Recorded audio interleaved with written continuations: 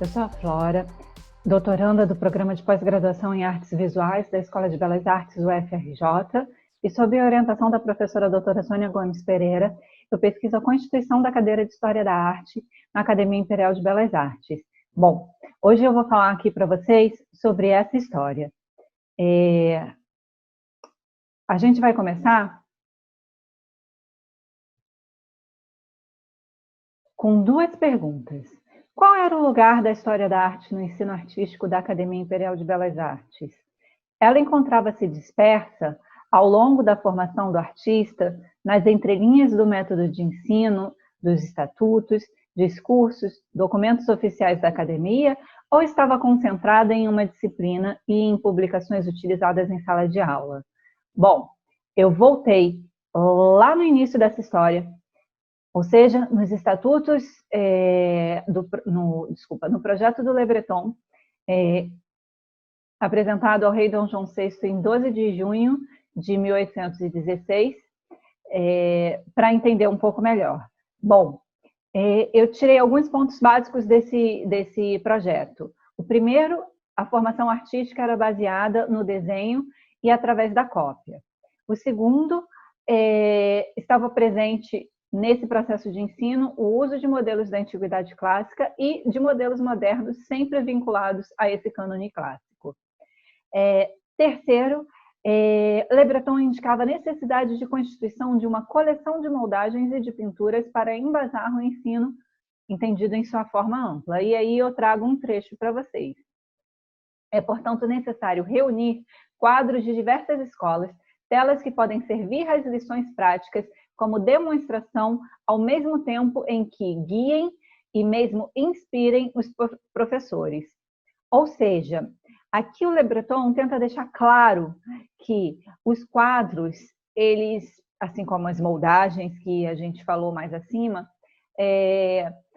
esse repertório ele serve para o uso didático, para apoiar as aulas, mas ele também serve para que os professores não se afastem dessa tradição, não se afastem desses modelos, desses cânones.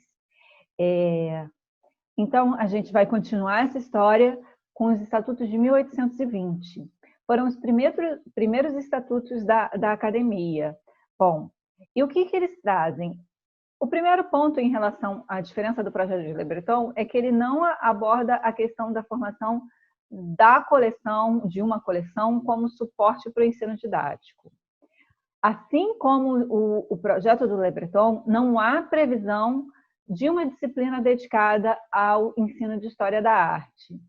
Mas esse estatuto, ele também não especifica qualquer conteúdo que a gente hoje entenda como história da arte dentro das disciplinas que estão previstas no processo de formação do artista.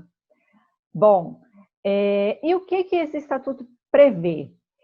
Especificamente para a formação do arquiteto, dentro de uma disciplina chamada Arquitetura Civil, o Estatuto prevê, abre aspas,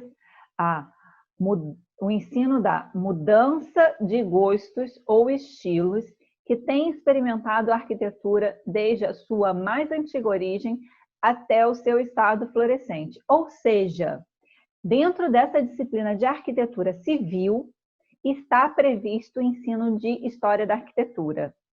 Entretanto, não está previsto o ensino de história da arte, nem para a pintura, nem para a escultura, nem para a gravura. Bom, a gente prossegue, e os próximos estatutos serão os estatutos de 1831, uma reforma que ficou conhecida como Reforma Lino Coutinho. O que esse estatuto aponta de diferente? A necessidade de constituição de um acervo que contenha também trabalhos designativos da produção brasileira. E o que isso significa?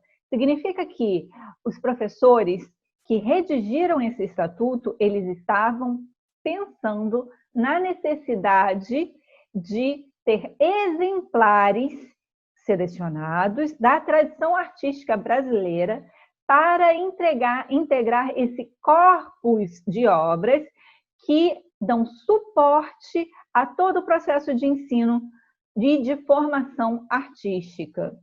Bom, aí a gente pode pode dizer que é o início de uma preocupação do que hoje, atualmente, a gente chama de história da arte brasileira. Tá? Eu não posso falar que os professores pensavam naquela época em fazer uma história da arte, mas a gente pode dizer que reconhece ali uma preocupação que hoje a gente entende como sendo uma preocupação do campo da história da arte.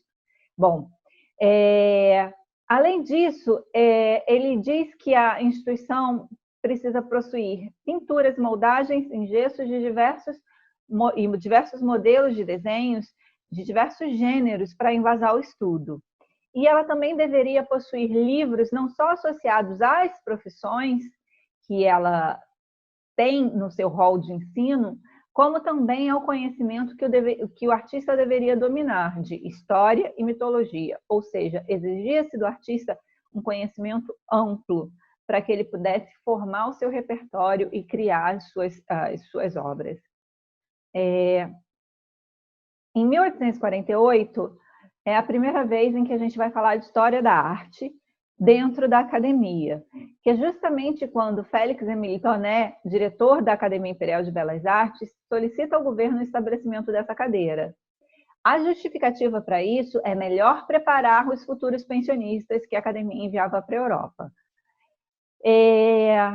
Mas é apenas em 1854 que, de fato, começa a se ocorrer uma transformação.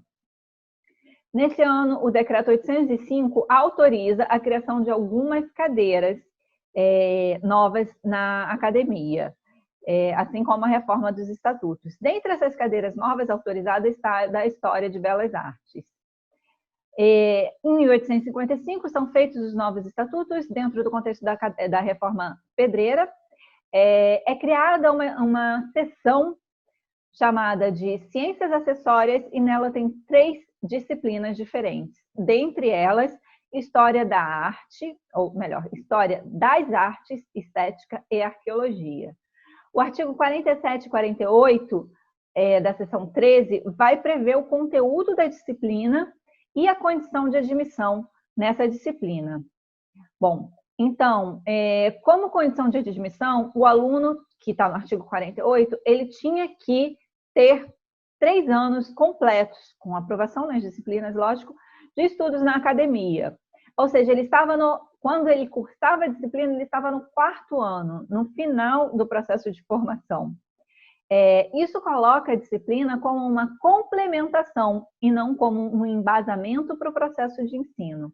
Então, ali no 4º ano, o aluno já tinha formado um repertório visual, um repertório temático, já tinha estudado diversas soluções diferentes, e aí sim ele ia ter um conhecimento geral da história da arte, né? Então, vamos dizer assim que ele já tinha um conhecimento tácito, formado pelo esse conteúdo disperso, e esse conteúdo disperso no 4º ano ia ser organizado dentro dessa disciplina, né? Então, ele ia rever aquilo que ele aprendeu de uma maneira muito dispersa. E o que constituía esse curso? Bom, o artigo 47 vai dizer que, além da exposição oral, o professor ele devia mostrar a teoria através de demonstrações gráficas e plásticas por via de modelos. Ou seja, ele tinha que transformar aquela teoria em algo visível, ele tinha que demonstrar com imagens aquela teoria. Bom, a gente chega então em 1869 para que de fato essa cadeira seja pretendida a ser ocupada pela primeira vez. Então, o Pedro Américo pede a transferência de desenho figurado para a cadeira de História das Belas Artes, Estética e Arqueologia. Aqui eu trouxe um trecho e uma minuta de ofício em que a academia reforça que a disciplina estava para ser aberta e que seria excelente se ela pudesse funcionar no período da noite, porque era uma disciplina que interessava não só a formação dos alunos, mas também a todas as pessoas que quisessem formar um gosto, vamos dizer assim. Bom, Pedro Américo, ele tomou posse no dia 18 de fevereiro de 1870 e ele ocupou a cadeira até 25 de junho de 1890. Ele tirou vários períodos de licença, em alguns períodos a disciplina deixou de ser ofertada, em outros ela teve professor substituto. Dentre eles, Dr. Antônio José Barbosa e Dr. Teófilo das Neves Leão. Sobre esse último, a gente achou um programa de aula.